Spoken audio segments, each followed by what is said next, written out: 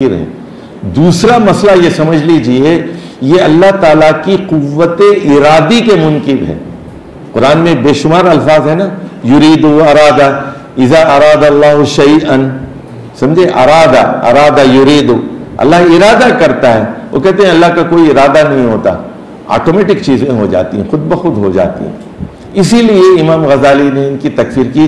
تو ذہنی طور پر آپ لوگ ذرا تیار ہو جائیے کہ ہارون رشید کے زمانے میں کیا ہوا اور کیا فیشن تھا اور کس طرح اسلام نظریاتی طور پر کیسے لوگ پیدا ہو رہے تھے اور اس کے نتیجے میں کیا فتنہ برپا ہوا۔ اس کے بعد 199 یا 198 میں یہ جو ہارون رشید کا بیٹا تھا، پہلے تو امین، اب سن لیجئے، ہارون رشید کی 3 بیویاں تھیں، ایک خالص عربی تھی اور دوسری ایرانی تھی۔ پہلی بیوی زبیدہ تھی، اس کا بیٹا امین، لیکن وہ امین تھا بے وقوف، 5 سال کے بعد مارا گیا۔ دوسرا تھا مامون، بڑا چالاک، اس کی ماں خزران ایرانی تھی، اور تیسرا بیٹا تھا معتصم، اس کی ماں ترکی تھی۔ اب یہ بیویوں کے اثرات بھی بہت ہوتے ہیں، سمجھے۔ تو اگر آپ حال میں سمجھنا چاہیں تو پیرنی کو دیکھ لیجیے۔ تو یہ بیویوں کے اثرات، یا پھر تھوڑا سا ماضی قریب میں جائیں تو نور جہاں کو دیکھ لیجیے کہ اس کے اثرات کیا پڑے، جو ایران سے آئی تھی۔ بہرحال اچھا، اب ذرا تھوڑی سی اور ہم بات کرتے ہیں۔ ادھر دیکھ لیجیے، یہ رائٹ کی طرف ذرا دیکھیے، یہ جو دوسری صدی ہجری ہے، اب یہ فقہا کی صدی ہے۔ اللہ تعالیٰ نے بے شمار فقہا پیدا کیے۔ مدینے میں جناب جعفر الصادق ہیں، 80 میں پیدا ہوئے، 148 میں انتقال ہوا۔ مکے کے اندر ابن جریج پیدا ہوئے، مکے کے امام ہیں، یہ 80 میں پیدا ہوئے، 150 میں انتقال ہوا، بالکل امام ابو حنیفہ کے ہم اثر ہیں۔ کوفے میں امام ابو حنیفہ پیدا ہوئے، 80 میں پیدا ہوئے، 150 میں انتقال کیا۔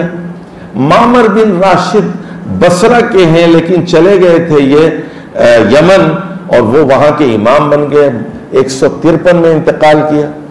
شام کے امام، اور حضرت عمر بن عبدالعزیز کے مفتی بھی تھے کسی زمانے میں، اور ہشام کے دربار میں بھی تھے امام اوزاعی، تو 157 ہجری میں انتقال ہوا ہے۔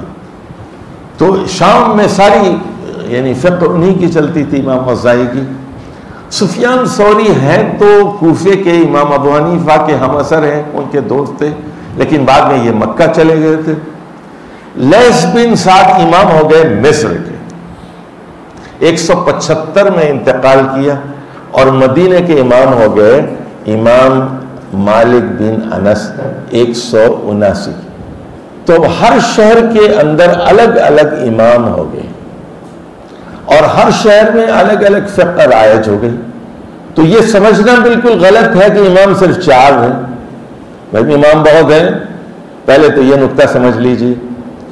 دوسرے یہ کہ امام شافعی کہا کرتے تھے کہ لیث بن سعد امام مالک سے بڑے آدمی تھے، زیادہ فقیہ تھے، زیادہ سمجھدار تھے، لیکن ان کی بدنصیبی یہ تھی کہ ان کو شاگرد اچھے نہیں ملے، ان کا علم ختم ہو گیا۔ اس کے برخلاف امام مالک کے شاگردوں کی تعداد وہ سارے بربری تھے، اور الجیریا اور لیبیا اور مصر کے لوگ تھے، وہ بربر مدینہ آتے تھے ہزاروں کی تعداد میں۔ تو سارا افریقہ ان کے شاگردوں کی وجہ سے وہ مالکی ہو گیا، نارتھ افریقہ، مغرب تک، یہاں تک کہ اسپین تک ان کی فقہ پہنچ گئی۔ تو اس بات کو ذرا ذہن میں رکھ لیجئے کہ مذاہب کے پھیلنے میں اس بات کا بھی بڑا دخل ہے کہ آپ کو اللہ تعالیٰ کتنے نامور شاگرد دیتا ہے۔ اور بھی وجوہات ہوتی ہیں کہ حکومت کا جو ہے کہ سرپرستی آپ کو کس قدر حاصل ہوتی ہے۔ اچھا جی، ادھر دیکھیے، 150 ہجری میں ایک بہت بڑے شیعہ عالم پیدا ہوتے ہیں، ان کا نام ہے زرارہ بن عیون، اور ان کے بیٹے ہیں عیون بن زرارہ۔ اچھا، اب یہ جو ہارون رشید کے دربار میں دو اور لوگ ہیں، ان کو ہشامین کہتے ہیں، ہشامین، ایک ہشام بن سالم ہے، ایک ہشام بن حکم ہے، یہ دونوں اہل تشیع میں سے ہیں۔ اچھا، بڑی عجیب و غریب بات ہے، یہ دونوں اللہ تعالیٰ کی تجسیم کرتے تھے۔ ہشامین بڑے گمراہ لوگ ہیں یہ، اور کہتے تھے کہ اللہ تعالیٰ کی داڑھی ہے، ایسی باتیں کرتے تھے جو نہ قرآن میں کہیں ہو نہ حدیث میں، قیاس آ رہی اللہ کے بارے میں کرتے تھے، اور کہتے تھے کہ اللہ تعالیٰ کی ہائٹ مدینے کے ایک پہاڑ کے برابر ہے، اس کی داڑھی ہے۔ نعوذ باللہ، اللہ کو ایک پورا انسان بنا کر پیش کرتے تھے، تجسیم کرتے تھے۔ ان کو مشبہہ یا مجسمہ کہتے ہیں، ایک فرقہ ہے مجسمہ یا مشبہہ، یہ اللہ تعالیٰ کو ایک گوشت پوست کا انسان بنا کر پیش کرتے تھے۔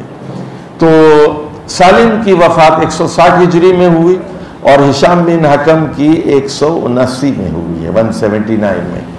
یہ دیکھیے، یہ وہی وقت ہے جب امام مالک کے ہم اثر ہے، 179 ہی میں امام مالک کی وفات ہوئی۔ اچھا، ادھر دیکھیے اب آپ، وہ 175 میں ان کا انتقال ہوا، 145 میں حضرت نفس زکیہ کی شہادت ہوئی تھی نا، حضرت حسن کا خاندان، تو ان کے ایک بھتیجے تھے حضرت نفس زکیہ کے، وہ گئے جناب افریقہ میں جا کر انہوں نے مغرب میں اور تونس میں ایک حکومت قائم کر لی، اس کو ان کا نام تھا ادریس، وہ سلطنت ادریسیہ کہلاتی۔ تو بڑے نیک آدمی تھے، حضرت حسن کی اولاد میں سے، حسینی نہیں ہے وہ، حسنی ہے، سلطنت ادریسیہ کہتے ہیں۔ یہ حکومت دیکھیے 172 سے 329 ہجری تک 157 سال قائم رہی۔ دوسری طرف مصر میں بغاوت ہو گئی، وہاں سلطنت اغلبیہ قائم ہو گئی۔ اب دیکھیے عباسی حکومت شرنک ہو رہی ہے۔ اچھا، اب ذرا یہ اس صدی کا ایک بہت بڑا نام ہے امام شافعی رحمہ اللہ کا، اور ادھر دیکھیے امام احمد بن حنبل نے یہ کہا کہ دوسری صدی ہجری کے مجدد امام شافعی رحمہ اللہ ہیں۔ ذرا اگلے صفحے پہ ذرا دیکھ لیجئے، اب یہ دوسری صدی کے یہ جو یہ آپ کو بورڈ نظر آ رہا ہے، ذرا دوسری صدی ہجری کے فقہا کو ذرا دیکھ لیجئے آپ۔ بصرہ کے امام ہے، بصرہ میں وہاں کے فقیہ، وہاں کے امام ہے حسن بصری۔ مدینے کے امام ہے امام جعفر الصادق۔ کوفے کے امام ہے امام ابو حنیفہ رحمہ اللہ۔ مکے کے امام ہے ابن جریج، 150 ہجری میں انتقال ہوا۔ یمن کے امام ہے معمر بن راشد۔ شام کے امام ہے اوزاعی، بتا چکا ہوں۔ کوفے کے امام ہے سفیان ثوری۔ خراسان، اچھا ایک اب نیا لفظ سن لیجئے، خراسان۔ خراسان پرانے زمانے میں ایک صوبہ تھا، اس میں 5 ممالک شامل تھے۔ مشرقی ایران جس میں توس، نیشاپور جس کو آج کل مشہد کہتے ہیں، بیہق، یہ علاقے تھے، توس، نیشاپور۔ اور مغربی افغانستان جس میں ہرات اور بلخ کا علاقہ ہے، جس کو آج کل مزار شریف کہتے ہیں۔ ترکمانستان اور اس کا شہر میری، اس کو کہتے ہیں مرو، جہاں کے لوگ مروزی یا مروزی کہلاتے ہیں۔ اور ازبکستان جس کے مشہور شہر ہیں بخارا، سمرقند اور ترمس، اور تاجکستان۔ یہ 5 ملک ہیں، تاجکستان، ازبکستان، ترکمانستان، افغانستان اور مشرقی ایران۔ ان 5 کو اس زمانے میں خراسان کہتے تھے۔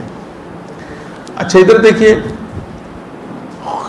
تو جب حضرت عمر نے یہاں فتح کیا یہ علاقہ افغانستان کا اور خراسان کا علاقہ، تو یہاں پر کیا کیا، ہزاروں یمنیوں کو لا کر آباد کیا اور کہا کہ تم ان لوگوں کو عربی زبان سکھا۔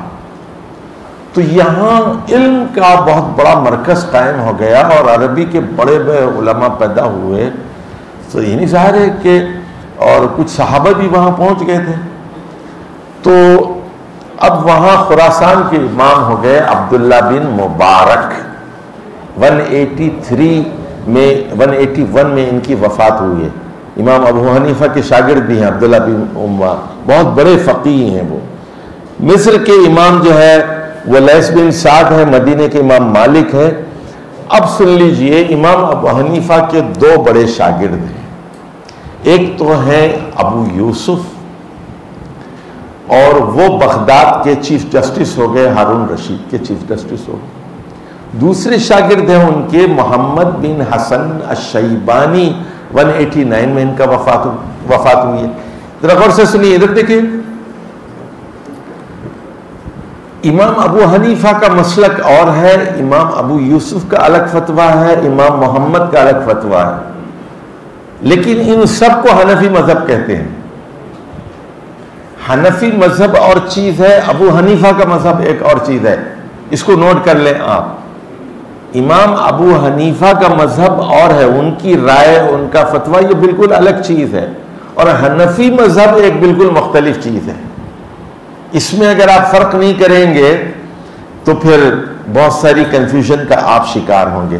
بہرحال یہ اپنی رائے دیتے ہیں، لیکن ان سب کو حنفی مذہب اس لیے کہتے ہیں کہ امام محمد بن حسن شیبانی نے جو کتابیں لکھیں وہ اس میں پہلے اپنی رائے دیتے ہیں، اور ساتھ میں اپنے دوست ابو یوسف کا فتویٰ بھی لکھتے ہیں، اور اپنے استاد ابو حنیفہ کا فتویٰ بھی لکھتے ہیں.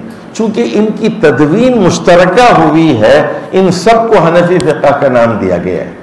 لیکن اس کا یہ مطلب نہیں ہے کہ یہ فتوے امام ابو حنیفہ کے ہیں. یہ بات اہم ہے اور نوٹ کرنے کے قابل ہے. اچھا دیکھیے، اب امام شافعی آتے ہیں. ذرا غور سے ذرا اس کو سمجھ لیجئے. امام شافعی پیدا تو ہوئے غزہ میں. ان کے والد قریشی ہیں، اہل بیت میں سے ہیں، سید ہیں، اور ان کی والدہ یمنی تھی. مکہ آ گئے اتنے سے اچھا ان کے والد کا انتقال ہو گیا. ان کی ماں ان کو لے کے یمن چلے گئے، وہاں حافظ ہو گئے، ہزاروں عربی کے اشعریات کر لی. قریشی ہیں، اہل بیت میں سے ہیں. تو اس کے بعد پھر مکہ آ گئے. 13 سال کی عمر میں مکے کے مفتی بن گئے. اس کے بعد انہوں نے کہا کہ میں مدینہ جانا چاہتا ہوں. خیر مدینہ گئے، وہ لمبی داستان ہے، میں اس کو اسکپ کر رہا ہوں. 1 سال امام مالک کے ساتھ رہے، اور اب اس کے بعد انہوں نے امام مالک سے کہا کہ میں جانا چاہتا ہوں عراق. پھر یہ گئے بصرہ اور کوفہ، اور وہاں جا کر جو کوفی مذہب اور عراقی مذہب تھا اس پر عبور حاصل کیا. اچھا، اب ان کے پاس 4 شہروں کا علم تھا. مکے کی حدیثیں ان کے پاس تھیں، عبداللہ بن عباس وغیرہ کی. مدینے میں امام مالک اور سارے صحابہ کا علم مدینے کا وہ ان کے پاس تھا. یمن میں جو صحابہ گئے تھے اور تابعین تھے ان کا علم ان کے پاس آ گیا تھا. اور اب بصرہ اور کوفہ میں جو صحابہ تھے، انس بن مالک اور عبداللہ بن مسعود وغیرہ، یہ علم ان کے پاس آ گیا. اس کے بعد سن لیجئے، انہوں نے یہ کہا، بغداد بن گیا تھا اس وقت. اب بغداد میں آتے جاتے تھے، اور یہ ہارون رشید کا دور بھی تھا، اور اس کے بعد مامون کا دور بھی تھا. مامون کے دور میں پھر یہ چلے گئے مصر. مصری میں وفات ہوئی. ادھر دیکھیے اب امام شافعی نے نئے قوانین مرتب کیے جس نے ایک ہلچل مچا دی. انہوں نے یہ کہا، نمبر 1، میں کسی ایک شہر کی حدیثیں نہیں لوں گا، میں ہر شہر کی حدیث لوں گا. مکے کی بھی، مدینے کی بھی، یمن کی بھی، کوفہ کی بھی، بصرہ کی بھی.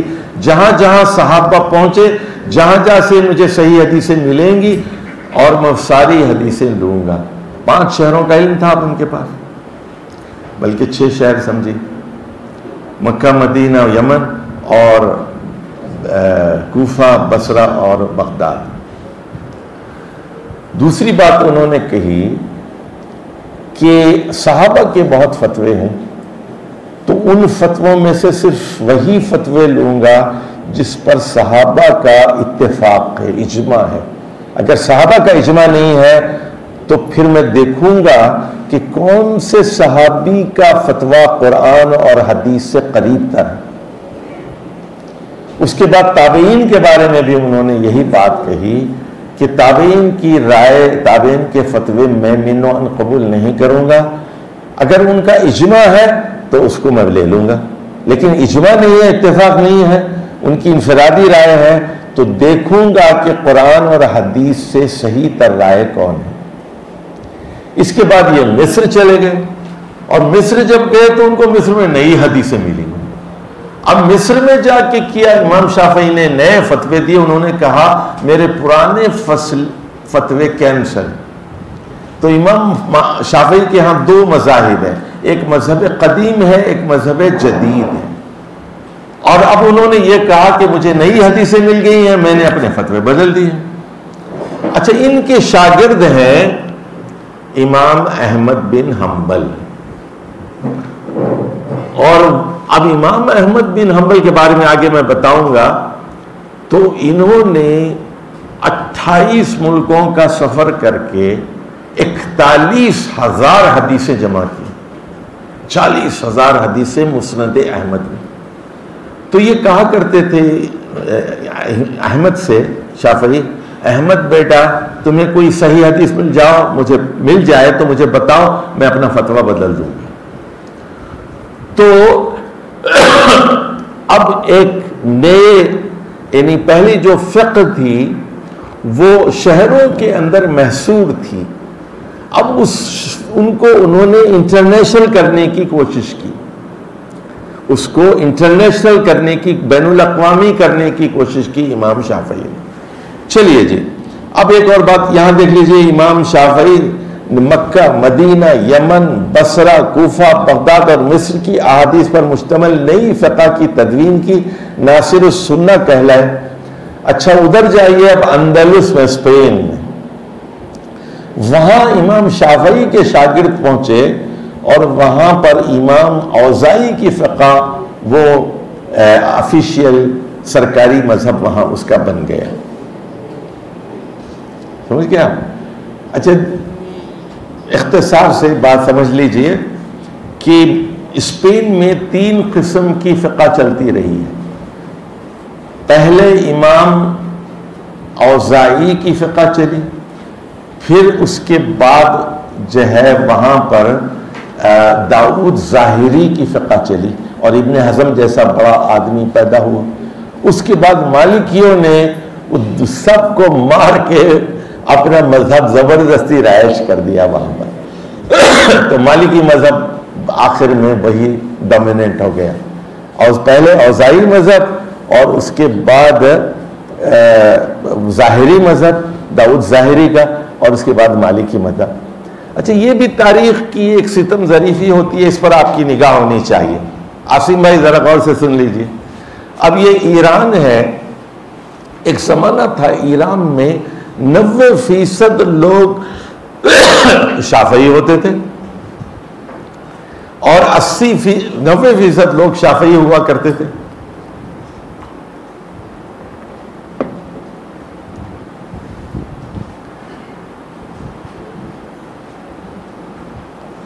نوے فیصد لوگ شافعی ہوا کرتے تھے۔ آج یہ عالم ہے کہ شافعی تو چھوڑ دیجئے، اب سنی ہی کہیں کہیں نظر آتا ہے آپ کو۔ تو یہ تاریخ کا جو جبر ہے، یہ ایک جبر ہوتا ہے، اس کو ذرا سمجھنے کی ضرورت ہے۔ یہ بالکل اسی طرح کی بات ہے کہ 325 عیسوی میں جب رومن امپائر قسطنطین نے عیسائیت قبول کی، تو اس نے رومن امپائر کا مذہب تبدیل کر دیا اور کہا کہ آفیشیل مذہب وہ عیسائیت ہو۔ 325 حضرت عیسیٰ کے 325 سال بعد روم جو عیسائیوں کے دشمن تھے وہ خود عیسائی بن گئے۔ تو حکومتوں کا بڑا کردار ہوتا ہے، آگے بھی میں اس کی وضاحت کروں گا۔ اچھا جی 10 منٹ کے بعد ہم ٹھیک بریک کریں گے. ذرا اب تیسری صدی ہجری کو ذرا غور کر لیجئے. اب یہ دوسری صدی ہجری یہ میں نے کہا نا فقہا کی صدی تھی. تیسری صدی ہجری یہ محدثین کی صدی ہے. اچھا اور سن لیجئے بہت بڑے فتنوں کی صدی ہے. عباسی سلطنت کے زوال کی صدی ہے.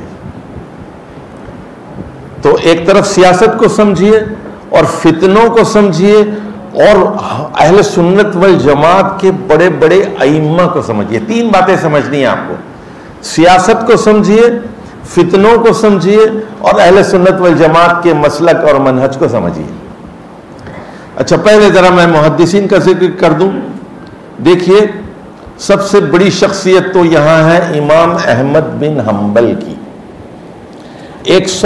دیکھیے 164 میں پیدا ہوئے, 241 ہجری میں انتقال کیا.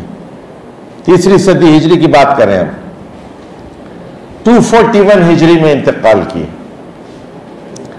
ادھر دیکھیے بغداد کے رہنے والے تھے. بغداد سے مکہ مدینہ کا سفر تو کئی بار کیا. گاڑیاں نہیں تھی, موٹر نہیں تھی, ہوائی جہاز نہیں تھا اس وقت, اونٹوں پر سفر.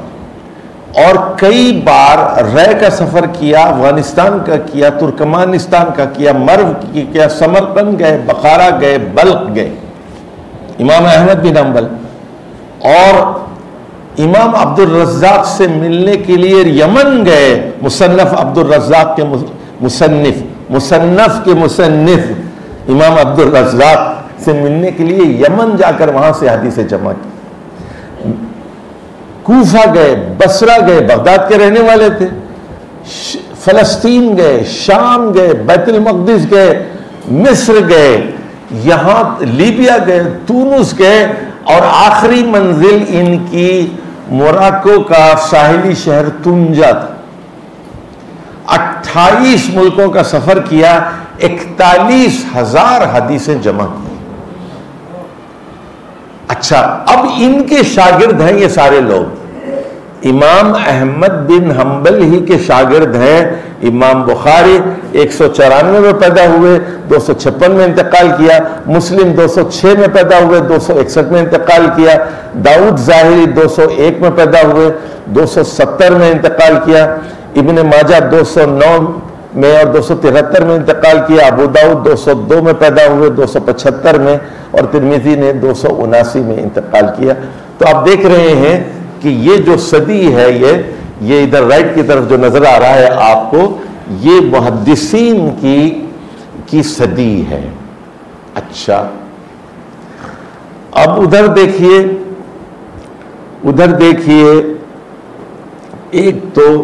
ایک بدبخت آدمی پیدا ہوا, یہ بشر بن غیاس جہمی تھا. اور یہ کہتے ہیں اس کا باپ یہودی تھا. اچھا یہ کئی قسم کے عجیب و غریب عقائد کا ماننے والا تھا. امام ابو یوسف کا شاگرد تھا یہ. امام ابو یوسف نے 2 بار اس سے توبہ کرائی, لیکن وہ توبہ کرتا تھا پھر منکر ہو جاتا تھا. تو یہ بھی معتزلی بھی ہے, جہمی بھی ہے, بڑا عجیب آدمی ہے. بشر بن غیاس یہ 228 کا آدمی ہے. اچھا دیکھیے ادھر خراسان میں ہوتا یہ ہے 205 ہجری میں یہ مامون کا زمانہ ہے. یہ مامون معتزلی کا زمانہ ہے. اوپر دیکھ لیجئے یہ اس علاقے میں سلطنت طاہریہ کو ایک اٹانومی دے دی جاتی ہے, خود مختاری کے. وہ عباسی حکومت کے وفادار تھے لیکن ان کو ایک آزادی دے دی جاتی ہے. اچھا 248 سے 582 تک افغانستان میں غزنی کی حکومت قائم ہوتی ہے. غزنیوں کی, محمود غزنوی کا نام. اب دیکھ رہے ہیں کہ عباسی حکومت جو ہے وہ تقسیم در تقسیم کا شکار ہو رہی ہے. ادھر رائٹ کی طرف دیکھیے, ادھر ہرات میں سلطنت صفاریہ قائم ہوتی ہے. 35 سال ان کی حکومت ہوتی ہے. اچھا جی اب ایک بہت بڑا ادیب ہے امام مسلم. اور دیکھیے امام مسلم 256, امام بخاری 256, امام مسلم 261, امام دارمی 255، یہاں امام دارمی کا نام نہیں ہے، امام دارمی بھی احمد بن حنبل کے شاگرد ہیں۔ اسی زمانے میں ایک بہت بڑا ادیب عربی زبان کا پیدا ہوا، اس کو جاہز کہتے ہیں، اور کہتے ہیں عربی زبان نے ایسا آدمی پیدا نہیں کیا، ایسا ادیب پیدا نہیں کیا، لیکن تھا بڑا فاسق و فاجر۔ وہ یوں سمجھ لیجئے کہ وہ عربی کا غالب تھا، سمجھے، اور تھا پکا معتزلی، پکا معتزلی، فاسق و فاجر، لیکن تھا ادیب بہت بڑا۔ اچھا 260 ہجری میں ایک اور چیز بڑی عجیب واقع ہوئی کہ یہ جو حضرت حسین کی اولاد تھی، حضرت حسین کے بیٹے علی زین العابدین، زین العابدین کے بیٹے محمد الباقر کے بیٹے جعفر الصادق، جعفر الصادق کے بیٹے موسیٰ کاظم کے بیٹے علی رضا، جن کو شہید کیا گیا، وہ مشہد جن کا مزار ہے یہاں طوس میں۔ اور اس طرح ہوتے ہوتے ان کے ایک آدمی گزرے ہیں حسن عسکری، تو حسن عسکری کو عباسیوں نے سامرہ کی جیل میں بند کر دیا تھا، اور ان کی کوئی اولاد نہیں تھی، یہ لاولد مرے۔ جب یہ مرے جیل کے اندر تو ان کی جائیداد ان کے بھائی ابراہیم کو دی گئی، لاولد تھے۔ اب سن لیجئے ایک عقیدہ، یا ان کا کوئی بیٹا تھا بھی تو وہ کوئی 5-6 سال کی عمر میں غائب ہو گیا تھا، یہ مر گیا تھا، لیکن ایک عقیدہ یہ بنایا گیا کہ ایک امام غائب ہیں، وہ 256 میں وہ لڑکا 5 سال کی عمر میں غائب ہو گیا تھا، حالانکہ یا تو وہ لاولد تھے یا بچہ پیدا ہو کے مر گیا تھا 4-5 سال کی عمر میں۔ بہرحال اس پر ہم بعد میں بات کریں گے، یہ ذرا نوٹ کر لیجئے، اہل تشیع کے 11ویں امام حسن عسکری ہیں، اور وہ لاولد تھے، اگر کوئی بیٹا تھا بھی تھا وہ بچپن میں مر گیا، لیکن ایک 12ویں امام کا ایک عقیدہ تصنیف کیا گیا، وہ کیا ہے وہ سمجھنا بہت ضروری ہے۔ اچھا جی، اب ذرا ایک اور بات یہاں نوٹ کر لیجئے، قرامطہ، یہاں میں اشارہ کر دوں، دیکھیے، ہاں جی جی جی، یہ دیکھیے، یہ آپ کو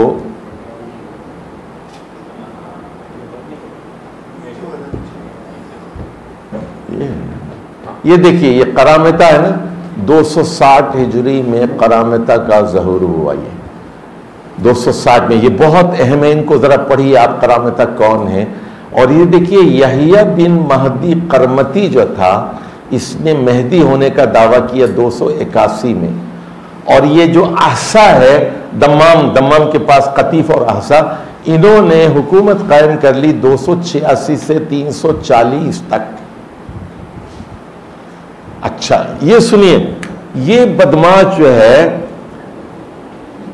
نماز نہیں پڑھتے تھے، کبھی 2 نماز پڑھ لیتے تھے، اور ماں بہن کو یہ مجوسیوں کی طرح حلال کر لیتے تھے، تو انہوں نے حاجیوں کا قتل عام کیا، حاجیوں کو لوٹتے تھے، یہاں تک کہ یہ قرامطہ خانہ کعبہ پہنچے، حجر اسود کو چوری کر کے ادھر لے کے آئے، دمام کے پاس، دمام دہران کے پاس لے کے آئے۔ اس 40 سال یا 39 سال کے بعد حجر اسود دوبارہ لے جا کر پھر نصب کیا گیا۔ ایسے ظالم تھے یہ، حاجیوں کا قتل کرتے تھے، سمجھے، اور قرامطہ، اور یہ تحریک جو شروع کی انہوں نے، یہ اہل بیت کے نام پر شروع کی۔ اچھا، قرامطہ ہی کو باطینیہ کہتے ہیں، باطینیہ کہتے ہیں، اور انہی کے پیٹ سے پیدا ہوئے ہیں اسماعیلیہ۔ اچھا، ذرا آپ کو یہ ذہن میں رہنی چاہیے یہ بات۔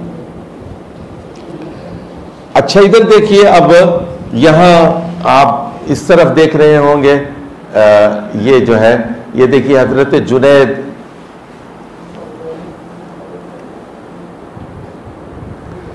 یہ حضرت جنید بغدادی کا انتقال ہوا ہے۔ امام نسائی یہ بھی تیسری صدی کے آدمی ہیں، 215 میں پیدا ہوئے، 303 میں انتقال ہوا ہے. اور سنیے، بخاری اور مسلم کے بعد سب سے زیادہ صحیح ترین حدیثیں وہ امام نسائی کی ہیں. یعنی سیاہ ستہ میں سب سے اہم ترین تو بخاری ہے، پھر مسلم ہے، پھر نسائی ہے، اور اس کے بعد پھر یہ دوسرے لوگوں کا نام آتا ہے. اچھا، اب ذرا ایک بات بس مجھے 2-3 منٹ دیجئے، اس کے بعد ہم اپنی بریک لیتے ہیں یہاں.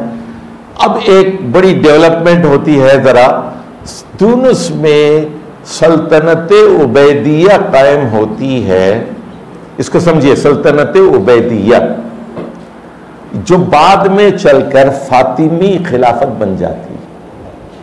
297 کا واقعہ ہے یہ صدی کا، تیسری صدی کا اختتام ہے.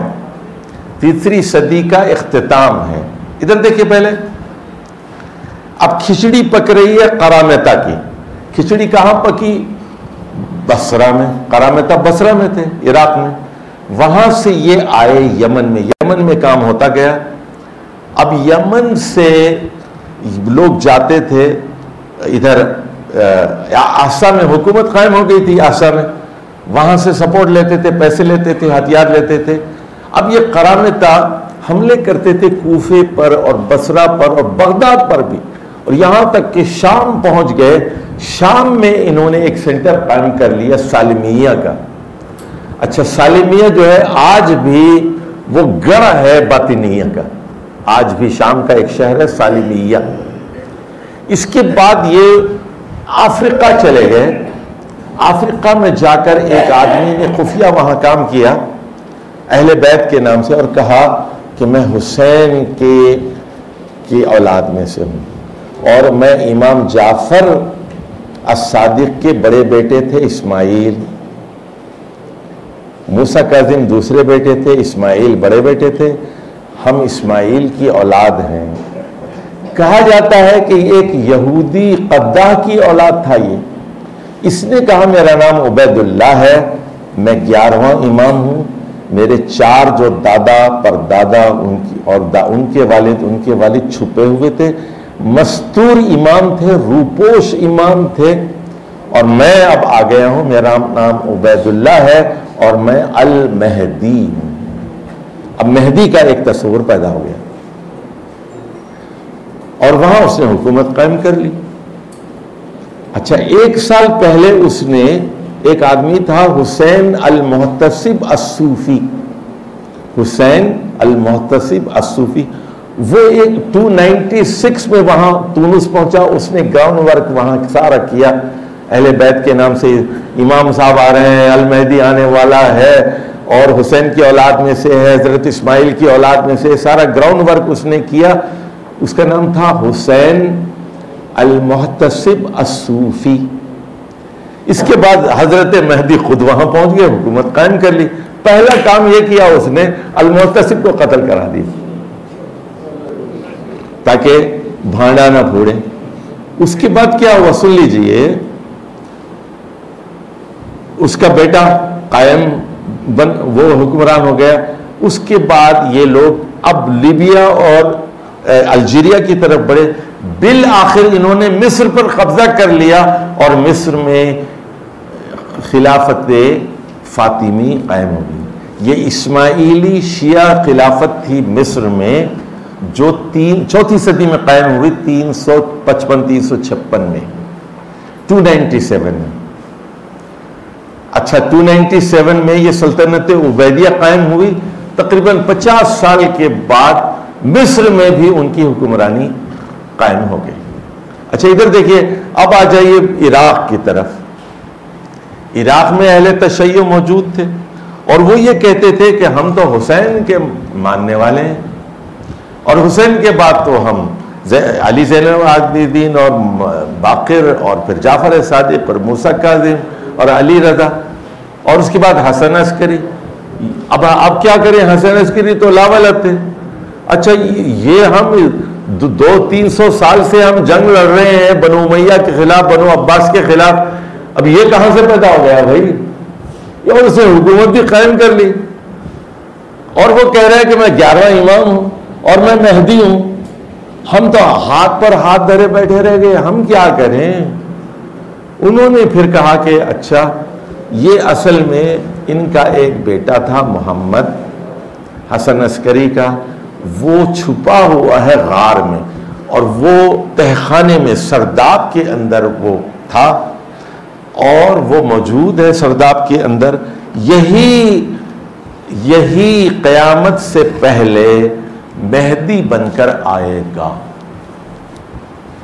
اور اب ان کا عقیدہ یہ ہے کہ یہ 256 ہجری میں غائب ہوا بچہ، 5-6 سال کا تھا، اور اس کے بعد ہوا یہ، اب یہ 1446 ہجری ہے، تقریباً 1200 سال سے یہ زندہ ہے کہ یہ چھپا ہوا ہے، اور یکایک وہ آ جائے گا۔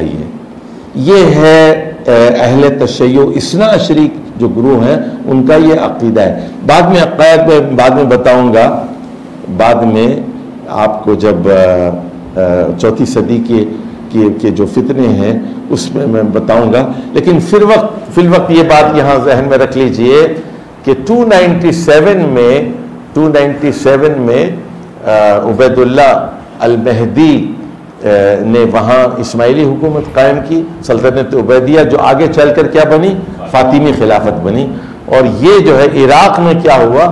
12ویں امام غائب کا عقیدہ اس نے جنم لیا۔ تو یہاں ہم روکتے ہیں، تو